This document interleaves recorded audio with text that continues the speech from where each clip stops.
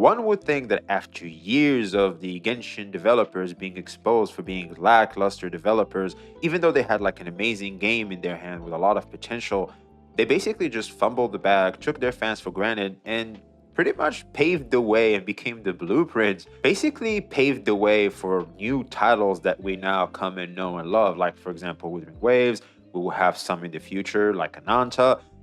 Basically, Genshin Impact became a stepping stone. And it's still surprising to me that fans, the Genshin fans specifically, are still not aware of this and are still participating in the very same toxic behavior that not only the devs look at and go, oh, these guys are so brainwashed, there's no need for us to do anything, but also can make people that are looking at the Genshin community, looking to be part of the Genshin community, look at that and go, yeah, I don't know about that, or do I want to be associated with that? But thankfully, there's me and many others that are willing to dirty their hands in order to clean up some of you guys' heads over there. So we're going to be looking over today at a situation that caught my eye, and I've been waiting to get some information about this. And now that I finally do, well, there's some shit we gotta speak about. Today, I was on Twitter. Yes, I know I should get off that, but I'm learning, okay? I don't like to quit. I like to adapt, all right? Sue me. And you can tell him I said it, shit. I saw this this tweet about a creator that was bullied by the Genshin community. Now, of course, this is not surprising, but of course, the how and why is important, all right? So someone says Genshin sucks, yeah, typically you're gonna get a response from that, and a lot of people are gonna look at that and go, well, classic.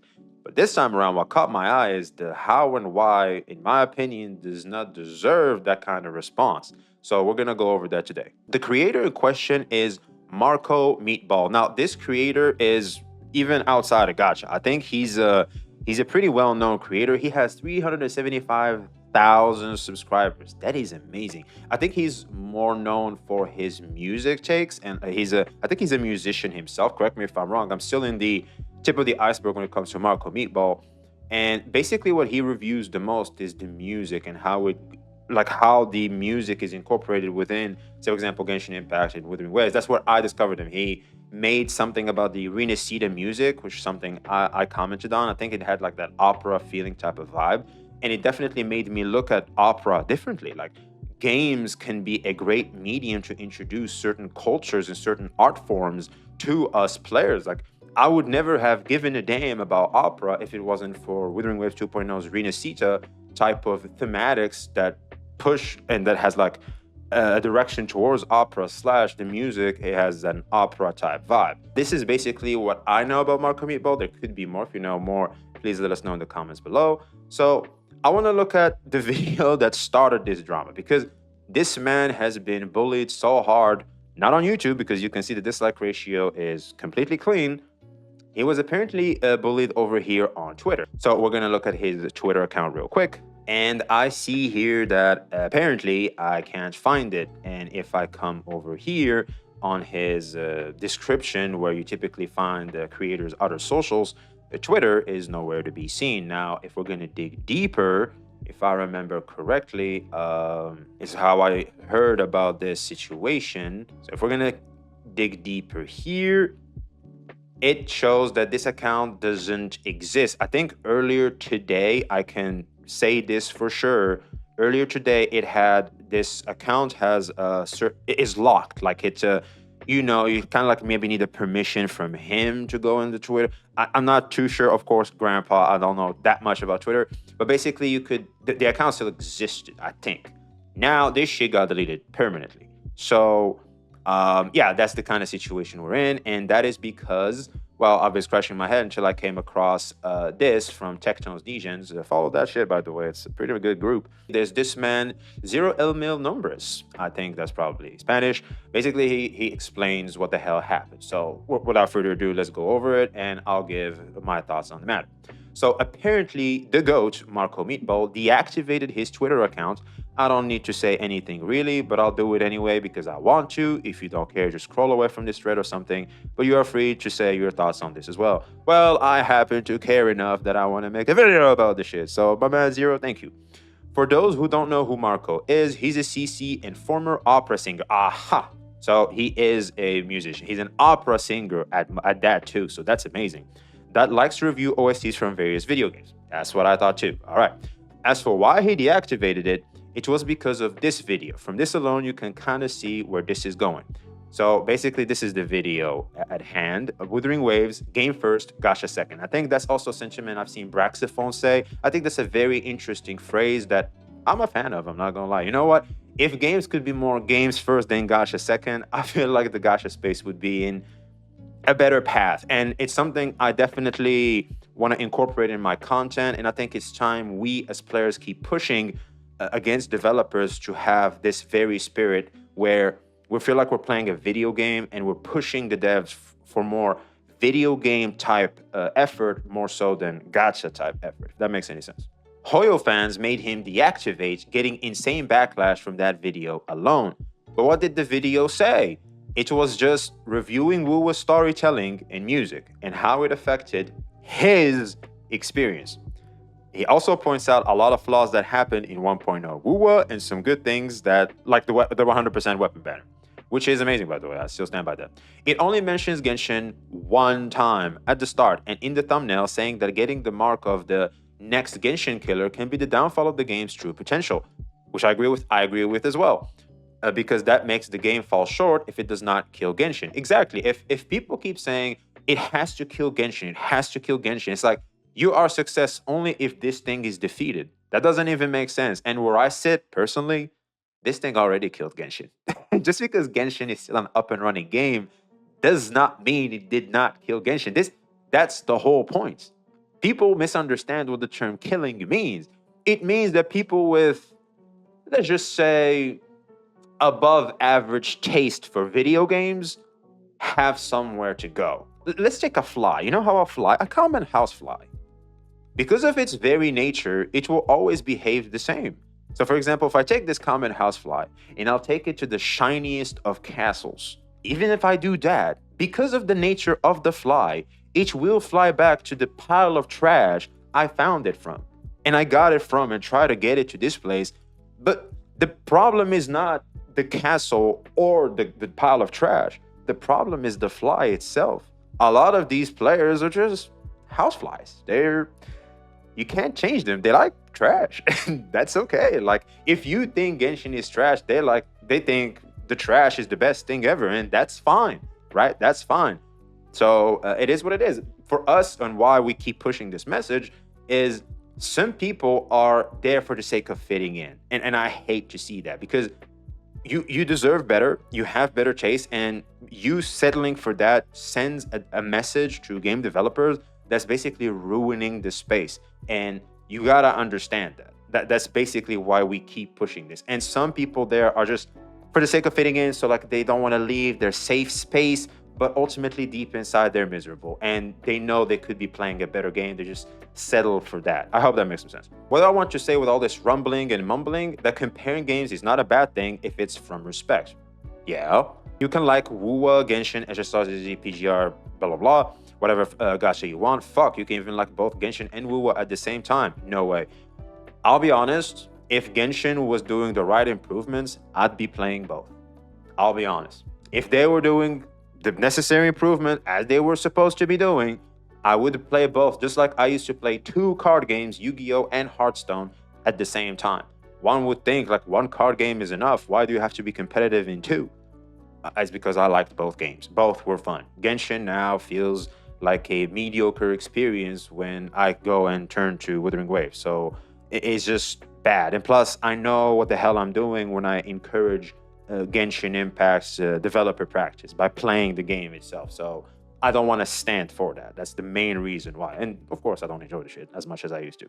And I think that personally, a lot of people don't like what they when they call his favorite game shit or bland, understandably so. But then again, just live and let other live. I like that. Enjoy your games, and instead of saying mine is better, your tastes like shit, have a conversation. Well, we are having a conversation. The problem is the chills. Look, when someone is too emotional, they don't really want to have a conversation. That's the truth. I know that telling Twitter to have a normal conversation from respect is unheard of. Hey, you can try. But alas, we are rational animals. We adapt and learn from our mistakes and from experiences. That's actually being a human being. The rational animals are the ones that have mistakes and experiences but don't learn from them. You'd be surprised at how many people don't learn shit from any of those two.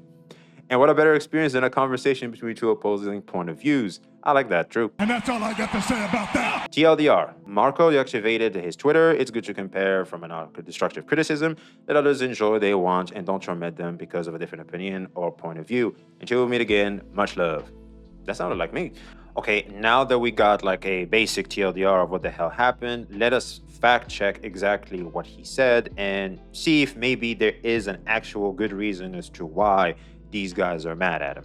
Gacha games are seemingly a dime a dozen these days, with every iteration of... The reason why they're a dime a dozen is because they respect a formula that every video game company has tried to achieve. The gacha games are basically an infinite money printing machine that it's a live service game, so you always just introduce new shit because why not? And it keeps basically the game flowing, and more so one character or two, and that's like millions and millions of dollars from 2 units. So imagine that shit. So like instead of someone buying a video game for like $60, $70 and maybe like a DLC for 50 or something, and like that's like $120 per player, well, these gacha games can get thousands and thousands of dollars from one player, and well, yeah, sure, some players they won't get shit from, but basically it kind of evens out, and ultimately down the road they make more money than some AAA titles released, because those have certain risks that go with them, but because of the very nature of the gacha system, it basically keeps the cash flow always and always coming in. I hope that makes sense. As long as the game is around and they make the necessary changes, the gacha system enables a better cash income compared to selling copies, because the copies price will decline because of the rocky release, whilst the gacha system always has a value that's rock hard solid. I hope that makes some sense. The open world formula being peddled around by content creators and gamers alike as the next Genshin killer. This certainly does a few things to harm the incoming games. One, being compared to one of the most monumentally successful games of its type in the West, an impossible and basically worthless comparison in most cases. And two, this continues in most cases, like what? That's kind of vague. To fuel the flame of tribalism and the idea that if you play one game, you cannot be curious or interested in another of its kind, or so. Yeah, that is strange. That is definitely strange. The problem with that is I feel like the new game is literally the same game but better. It kind of takes this to a whole new dimension where it's like, why this when you now have the better model? You know what I'm saying? It's like that uncle of yours that's still stuck to his iPhone 6. It's like, bro, did you know there's like a 16 now? Like, why are you still bent over that one? You know what I mean? That's what it feels like to me personally. The internet would have you think is the case. Kuro Games launched 1.0 in the middle of 2024, closely on the heels of its CBT2 beta test, which ultimately fell pretty flat. A launch of any new game is an incredibly delicate... Hey, I'll keep dying on that hill. That was exactly what they needed to set themselves apart. That rocky start, that rocky launch was perfect for them. For the developers, it was perfect. It wasn't perfect for us, the players. Well, it was for us, the ones that could play the game and enjoy the game day one. Because if you could log in, you basically had no negative aspect about the rocky launch. Plus, most importantly, you got a lot of free shit. Of all the compensations they were doing, you got all those too. So, we salute the players that could not play day one. It's thanks to you that we got all those free shits. Process, but the launch of a gacha game where audiences tend to be extremely harsh and deeply entrenched in preconceived notions and opinions is a near deadly one. I think the gacha community is somewhat fair in terms of how they go about receiving a game, to be honest with you. Like, I feel like in WoWa, that rocky start didn't have as much backlash as, say, something, for example, Cyberpunk or something like that. I feel like because of the niche in gacha, and well, most players aren't really gamers, they're more so gooner type and more casual type gamers.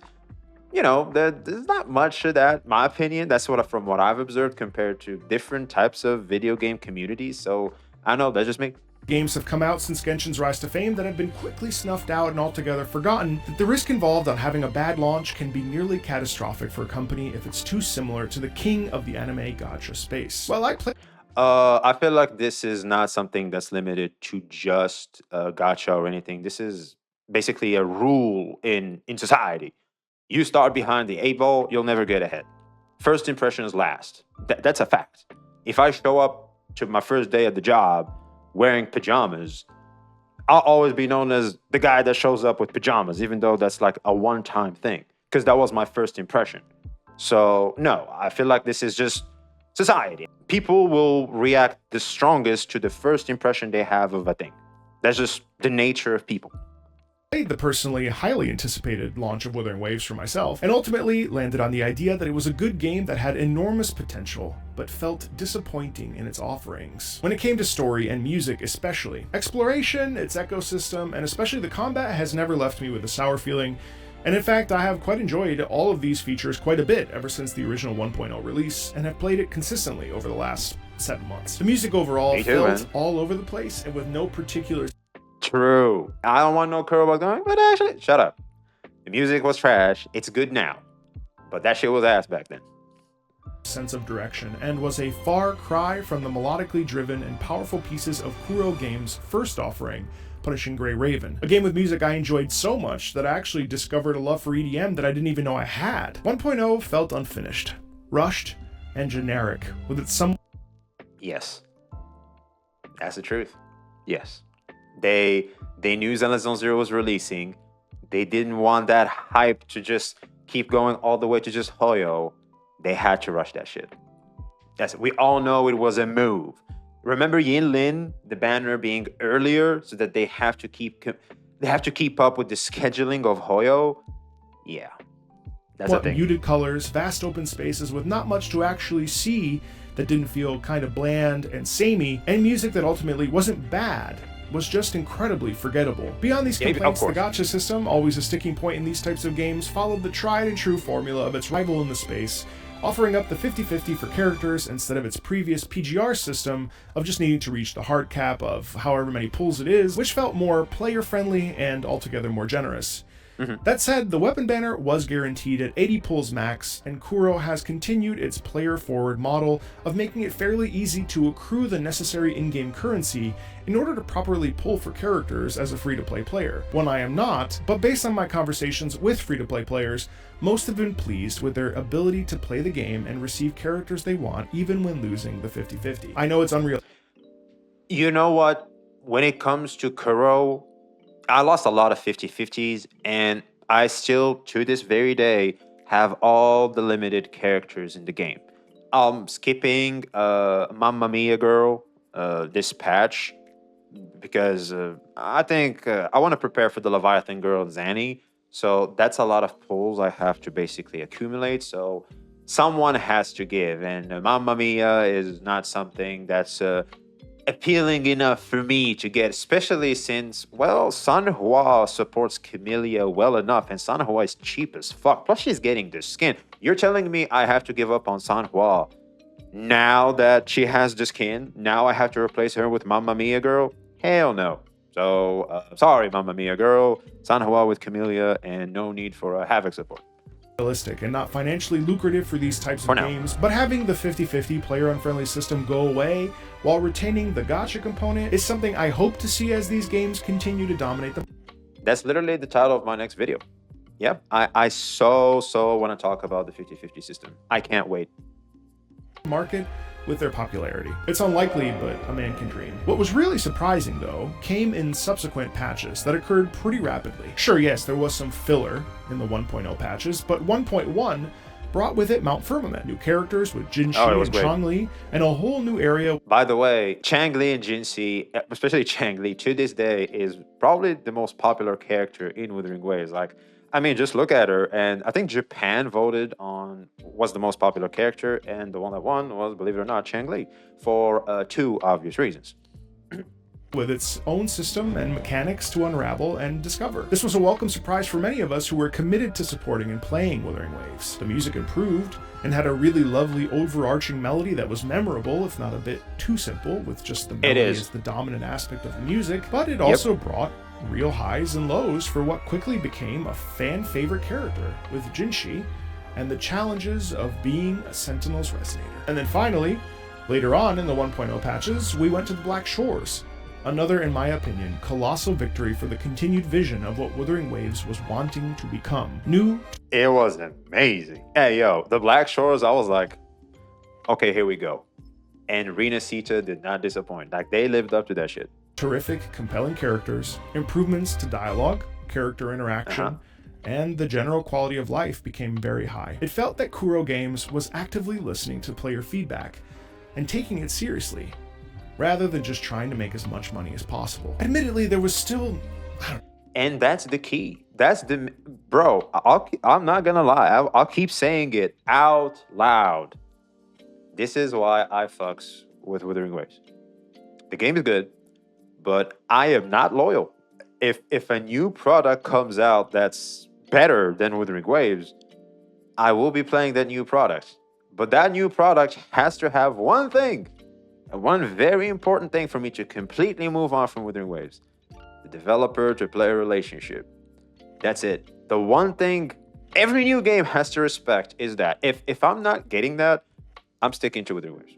That's the one thing that they have to respect. And of course, them being better, of course. That's like a prerequisite. Like I can't even look at them if they don't have that. But the one thing that will make me completely do the complete transition without looking back is that, like, the dev to player relationship, I feel like is what Wuthering Waves does the best, and what sets it apart, most importantly. And the best thing about this is it sends a message and makes the gaming community better, especially in gacha. I hope you understand how important it is and what it means to push and keep applauding this type of behavior from developers. I hope you do understand that. A bit of a wow factor that was missing. Sure, the worlds were visually stunning, and there were some incredible set pieces, but it still didn't have the thing that makes you want to come back day after day to live in and experience the world, at least generally speaking, and certainly for myself. Music as well was really starting to turn a corner and becoming less and less meandering without any specific intention. This patch also focused a lot on sound quality that was reminiscent of Nier, which if you played those games, you can understand why that is a compliment of very high praise. These patches also felt to me like the beginning of a time period where it really felt like the game was trying to deviate from the many parallels to the big bad Genshin Impact. And it felt like while it may have taken some inspiration or direct inspiration from it, directly or indirectly, there was a vision and a desire to tell its own story. Sure, yes, that. And that's the beauty. I'm all for inspiration. There it is. I feel like this sums it up perfectly. I'm all for taking the blueprint of Genshin Impact. Just expand on it. Do something new. And we're good. Copy and improve. It's like people doing what Tectone does. You take the inspiration and you expand. You don't keep doing the same. That was my mistake, for example. Like I kept doing the same shit, which is a mistake. No, just do it different. Improve, expand, do better, set yourself apart. And yeah, just games should do the same. Tribalism I mentioned earlier will probably never go away and is incredibly annoying and stupid and redundant, and the infighting will continue for the foreseeable future, especially with an at times disgruntled fanbase who feels like they're not being heard. But at least Wuthering Waves was starting to feel like a structured game with an idea of what it wanted to be. That takes us to today, and I have to say, the ridiculously successful Wuthering Waves 2.0 update, and ultimately the point of this video. So has Wuthering Waves managed to actually make waves? Yes, astonishingly. For the first time, the game truly feels like it has its own identity, free of the confines of previous comparisons to the other game in the market of this level. Has Wuthering Waves music improved its music? When I tell you it's basically a miracle, I cannot understate enough how good the music in this update actually is. Everywhere you turn, there is a new surprise to witness and hear. Whether it's a side quest you could accidentally miss by not veering off the road most traveled, or stumbling on ancient ruins. The game has music in spades, not only that fits the narrative, but also elevates the narrative to the point that repeat listening in your car would also be delightful. It moves beyond the game. When we take a soundtrack and move away from the game with it, that's when a soundtrack is truly victorious, and that would ultimately be the best way for me to describe the soundtrack. Victorious. That is so true. Come to think of it, that is so true. It's like an anime opening. You know, there's no way people don't listen to anime openings even outside of watching the actual episode in the anime. I mean, I've downloaded a shit ton of anime openings. And I do feel like music goes beyond just where it starts. Like if it can go beyond it and it basically becomes a track on your phone, That's like incredible. Come to think of it, I've never thought of it this way. It goes to show, bro is truly a musician, man. Like that's I feel like that's the music part of looking at an art form. So yeah, this is definitely something I never thought of. Kudos to that. That's definitely something I will keep in mind. A victory. 4 tracks in particular really stand out to me. The track Within the Church of the Order of the Deep, welcoming us with this sound of hallowed ground where every step you take is sacred, where we're led to believe that the majesty of the Sentinel is with us at every corner. Sharp, incredible horns announcing our arrival with stunning 4-part harmonies in the voices that is reminiscent of the Gregorian chant or a song you might literally hear in a Catholic church today. The Century Con. I think I just ran in or something, man. I don't. Maybe I skipped. I don't remember that one. Fuck, I missed. The closest track I've heard to Kuro's sister game, Punishing Grey Raven, with frenetic rhythms, terrific womp womps, and a fusion of classical and baroque that is a rare delight to hear mixed in with electronic music while also featuring string quartet and harpsichord. The opening to the vast openness of the Raguna countryside, a track with rights bought by Kuro Games called A Fairy Tale that sounds more befitting of a Witcher 3 intro. Yes! I was just about to say that. I literally had my button in the I literally had my hand in the pause button. Dude, this so sounds like Toussaint, Blood and Wine, on The Witcher 3. Like, holy shit, please tell me he's gonna say that. More freerin than any other game I've played within the gacha space that invites us into exploration and wonder with gentle vocals that provide us with curiosity and even warmth. To be specific, you won't see this in the core base of The Witcher 3. Maybe Kaer Morhen or Skellige, but you will definitely hear a lot of the melodies you hear in Renacita Sari in the Blood and Wine expansion, right? It's the final DLC of The Witcher 3. That's where this vibe is the most present. And it's amazing. Highly recommend. From our hearts to the warm hues of green and brown we experience in the countryside, the Lorelei boss fight, with echoes and references to Mozart's The Magic Flute, a reimagining of a timeless song that will have cultural implications far deeper than one can even begin to consider, exposing millions of people to the power of opera as a musical medium, and that elicited this out. Exactly. Before this, all I knew was Eminem and 50 Cent, shit like that, right? That's all I knew, but an anime opening. But now I know a bit of opera, so that's great. That's great.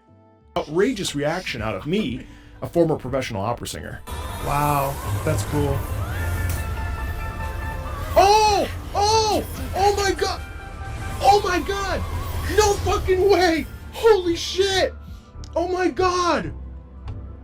They referenced Queen of the Night! And lastly, the menacing Elden Ring style FromSoft approach to the Dirge Dragon, whose size alone makes it. I never played Elden Ring. All right, you can unsubscribe and dislike the video. All right, or laugh at me in the comment section. I'll take that last one.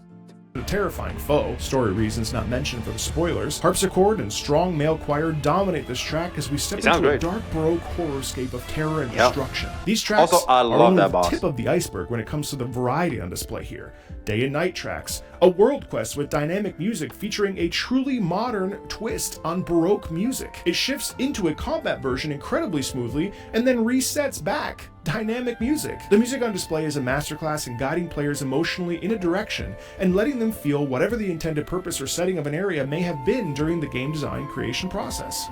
It's a huge win. If 1.0 was disappointing, then 2.0 is a complete reversal and a total triumph musically. Yeah, musically, absolutely. I was about to say, like, as a overall, I wouldn't call it disappointing. I would call it maybe lackluster. But yeah, definitely. Musically, and absolutely. I cannot help but recommend it to you for the music alone. More than anything, this game feels like a game first and a gacha game second. Oftentimes in this style of game, there can be a sense that the purpose of doing things around the world is ultimately to get you to keep going, to keep opening those gacha tabs, and spend those in-game currencies, or better yet, swipe your credit card. But in the case of WUWA 2.0, it doesn't feel this way in the slightest. Sure, it's there, but it feels like this game wants to be a Witcher, or a Red Dead, but in anime format. It wants... Dude! Hey, I totally agree. Especially with Rita Seach and the music, bro, that they swear they want you to do what you do. I'm like sitting there waiting like they were gonna have some form of warrior type character just to represent kind of like Geralt. Can you imagine? Yo. I said the craziest of ideas. What if there's a collab between Kuro Games and The Witcher 3 and CD Projekt Red, where they can have Geralt of Rivia as a playable character in Withering Waves? kind of like they had that piece of shit character in Genshin Impact from PlayStation. I mean, Geralt of Rivia is present in a lot, like Monster Hunter. He's present there. Like he could be he's a new character from a different universe. Can you imagine if he's in Wuthering Waves? Man, and he'd fit perfectly. The problem is gonna obviously be the skills, etc., because like the spells. But I'm pretty sure they can make it work. Please, Garo!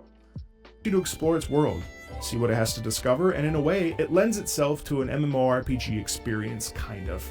Not dissimilar to the wonderment and curiosity that a game like Guild Wars 2 can provide, where the world is yours to find and uncover, and who knows what you might see. In fighting between enemy factions? Sure. Old ruins that harbor a dark secret? You got that. A flying minigame where you're actually high as a kite and suddenly you're flying with a boss from earlier in the game? Why not? There's spectacle everywhere throughout the landscape, and the landscape is aching to be discovered. Flight was... I hate that Flight is limited to just reading CETA. When I had to go and fact check that shit and he told me that I can't, I'm like, what the fuck? Why? It doesn't even make sense. What the fuck you mean I can't fly there? That's stupid. I swear, these devs sometimes can just be extra lazy. Now, I'm not gonna go hard on their ass because it's a brand new expansion. They had a lot to go over. Sure.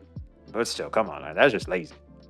There's also something that was recently introduced, a sort of gliding mechanic, and it is an incredible showcase of Kuro Games wanting to make something unique and its own. Traversals. Yeah, this is like Genshin Could Never 2.0. Like that's literally them saying, oh, we're expanding. We're taking that blueprint and we're making it better. Facts. It's always been something really important to these devs, and clearly this is the ultimate form of that, though I wonder what else they have in store for us for future expansions. Flying is... And that's the beauty. And that's what I'm talking about. Sometimes they'll just surprise you. I hope that this time they surprise us and actually keep that shit. Like the Dream Link. I'm always going to keep saying the Dream Link because I feel like that type of new mechanic and introduction to combat into the game, I feel like personally is something that can definitely make the expansion of the blueprint even more better. Like that's your thing. That's like Arknight Enfield is taking. It's like that's your thing. Make it, keep it, expand on it. I know it's hard for game balancing, and the whole point of these gacha games is to be as lazy as possible and get the most amount of rewards. But come on, man, come on.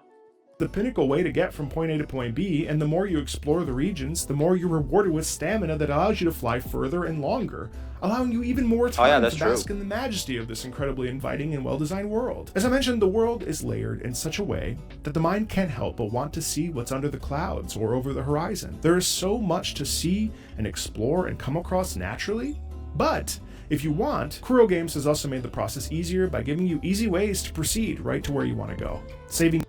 I'm refraining from saying anything about the exploration and stuff because I want to save that for my own video when I go over my thoughts completely about the exploration, right? You time and allowing you to get what you want to get done quickly and efficiently if you don't have a lot of time on your hands. I'm not going to spend a lot of time on this story, but it's also really good. I gotta say, I am so tired of every gacha game having these convoluted phrases or terms that I have to remember and then having a character repeat them. I mean, Wuwa did that shit at the start, and I was like, what? Themselves 30 times, or rehash what we just experienced, or go on a 40-minute long monologue about stuff that is so in the weeds that you need a PhD just to understand it. In the case of 2.0 story, it's pretty on the nose. There are some pacing issues, mostly in some NPC interactions at the beginning as the world building starts, and especially in some exchanges with adjacent characters that could be shorter in the back half of Act 2.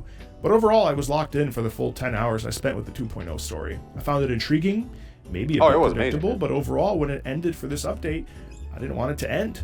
That's personally how I know it's good, per my standards. The companion quest with Carlotta, on the other hand, was by far the longest of the companion story quests we've had, and while I felt the beginning 30 minutes were way too much back and forth to areas and conversations with people that you kind of don't really know or care about, it was actually a really satisfying conclusion. That felt...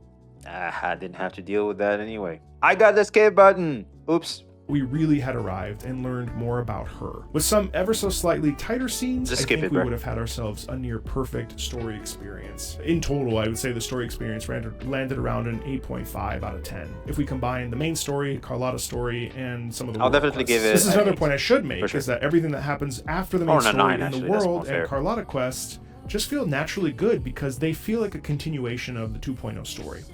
So these world quests or companion quests, which oftentimes could feel like filler a lot of the time, actually fill some really nice gaps for characters' motivations. And It's not just filler, let's call it for what it is. It's like a small form of commercial for you to want to relate to the character and want to obtain said character because their story and their thought process resonate with you. So let's call it for what it is, please. they drip feed just a bit more about the world to satiate while we wait for the continuation of story events, which I expect to be highly compelling. Wuthering Waves isn't a phenomenal... He gave you the sugar-coated version. I gave you the real Corpa version. All right, I'm just keeping it a bug, man. Spot right now, deriving quality game-first content and providing challenge in combat, though it would be nice to have a difficulty slider or up the difficulty a bit for story bosses as they are entirely too easy. I think this is a solid game and a genuinely good... Excuse me? Though it would be nice to have a difficulty slider or up the difficulty a bit for story bosses as they are entirely too easy. I think that... True. Don't make it as hard as Honkai Star Rail, because in Honkai Star Rail, that shit is almost a nightmare. Some bosses are tough to clear. Like, they're extremely difficult to clear if you don't have the proper team and good understanding of the damn game mechanics. You'll get wrecked. Like, you need actual good units the more you progress in the story to beat the bosses, especially the weekly bosses. So you can do that. Just please do it in a balanced way. I, for one, would propose something that I also want to talk about in the future, which is these gacha games should have some form of difficulty adapting system where the difficulty in your account will adapt accordingly to what your account has. Or say, for example, the team you have. For example, if you have E6, the bosses will be adapted to you because of the fact that you have an E6. You have 6 copies, you're that powerful. Well, let me show you, bitch. Maybe the bosses can have a new move, right? Stuff like that. That's something I, for one, would suggest. This is a solid game and a genuinely good time. The course correction in 7 months since 1.0 is monumental and should be praised and praised loudly. And I can't help but say that I should be the only mother getting praise. Feel that if you're not into gacha games, which I doubt you're watching this video, or have been on the fence on trying Wuthering Waves, now is absolutely the time. This is the kind of turnaround we saw with Final Fantasy A Realm Reborn, Cyberpunk 2077, or No Man's Sky. It may never land at a true AAA experience or whatever that means for you, but I think if you go in with a level head with gacha aspects or don't interact with them at all, you'll come away with a game that respects your time, engages you, and might even move you. It's very good. Wuthering Waves... I think Wuthering Waves is the closest thing we have to the true AAA experience in a gacha. Truly. I really think so. It's just that they're trying to take it easy because the problem is these games are mobile games. So they really can't. There's mobile debuffs. I hope that makes some sense. Waves has done the seemingly impossible, and I cannot recommend it enough to you or anyone who might be interested in getting stuck into a beautiful world with delightful characters without being too bright or peppy. If you're looking for a new game, this very well could be the one for you. And while nothing is perfect, I do believe they really knocked it out of the park with this one. And they just need to keep that up for the remainder of the time that they make this game. Okay, so that was the video, and that was his thoughts on Wuthering Waves. All of it seemed fair. What kind of criticism did these guys give to him? What the fuck? And also, considering what he said, what I'm about to say may come off as harsh, or maybe I'm being a dick or something, but I have to say, I cannot not point it out. Considering what I've just seen, this was a complete fair, sentimental type video towards a video game and an experience he just had with a video game, right? Wuthering Waves happens to be the rival to Genshin Impact, and there's a lot of tribalism, like he said. The truth is that whoever came after you for what you specifically said in this video, because you didn't even claim this is better than this or anything like that. You just said that, some people have certain forms of tribalism where it's either this or this type shit. The takes you made in this video are as fair as they can be. You didn't start any form of war. None of the phrasing you used was something that's gonna proc a negative reaction from a side. You don't want to be as honest, or you're as fair and as neutral as you possibly can, and that's a good thing. In my opinion, if anybody comes after you because of this, they're not okay on the head. And so a lot of people may not like this, but the fact that you reacted this poorly to them coming after you tells me personally that you have a lot to look into inwards in how you react to criticism and stupid people on the internet, because I would hope and I would assume that by now you would have understood that people on the internet are fucking, some, not all, of course, but some people on the internet are beyond reason. Like, they act very emotionally, and typically emotion don't go well with logic. And it's also on you to better respond to people's criticism and try to dissect the type of criticism thrown at you. If people are coming after you going, oh, you said this about Genshin, blah, blah, blah, please understand that they're the one at fault and they're stupid. True, you don't have to keep a notoriously known toxic platform open and for you to deal with that shit. Like, you don't have to deal with it. But I would hate to know that that you closed that off because they actually got to you. If it's just you shutting that shit off, you're like, you know what, these babies, man, fuck you and this platform. I respect that. But if it's them getting to you and you're like, oh my God, like, they just keep insulting me, they're doing this, they're doing that, I hate this. No, oh my God, like they hurt my feelings. If it's that,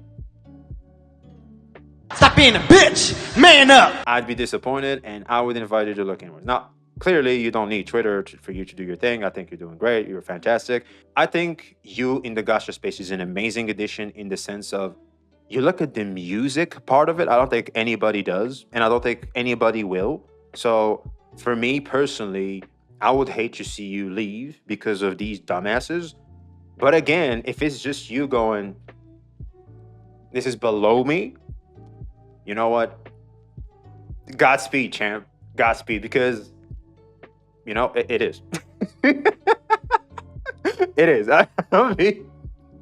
I'll be completely honest, it is. But of course, this shouldn't be happening, period. These Genshin fans should calm the fuck down. But that is unrealistic considering the world we live in, where these companies literally thrive for having idiots like that fighting their own battles. It is what it is. Unfortunate, but here we are. So yeah, that was my thoughts. Let me know your thoughts in the comments below. Like, subscribe, and I will see you on the next one. Peace. See ya.